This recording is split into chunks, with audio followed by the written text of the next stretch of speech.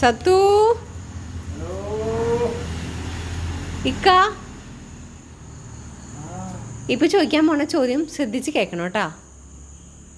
ഈ പക്ഷി, ഞാനീ പറയുന്ന പക്ഷിയില്ലേ, അത് എന്നും മയിലിനോടൊപ്പം ഉണ്ടാകും. ഏതാണ് ആ പക്ഷി?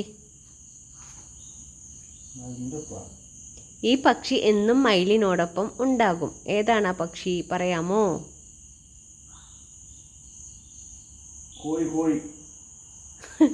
എന്ത് കോഴി?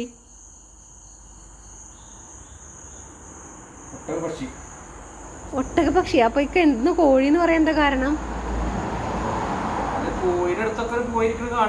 ഓ, അങ്ങനെ വിചാരിച്ചിട്ട് പറഞ്ഞാണല്ലേ. കറക്റ്റ് ആയിട്ട് പറഞ്ഞില്ല. അപ്പോഴും നമ്മളൊരു ഉത്തരം പറയുവാണെങ്കിൽ അതിന്റെ റീസൺ പറയണം. അറിയില്ല? എന്നാൽ കൂട്ടുകാരെ സഹായിക്കൂ. എന്താണ് ആ മയില്? ഈ മയില് ഏത് പക്ഷിയുടെ കൂടെയാണ് പോണത്? അല്ലെങ്കിൽ മയിലിന്റെ ഒപ്പം ഉണ്ടാകുന്ന ഒരു പക്ഷി. ഏത് പക്ഷിയാണ് നടക്കുന്നത്? നിങ്ങൾ കമന്റ് ചെയ്യണം കേട്ടോ.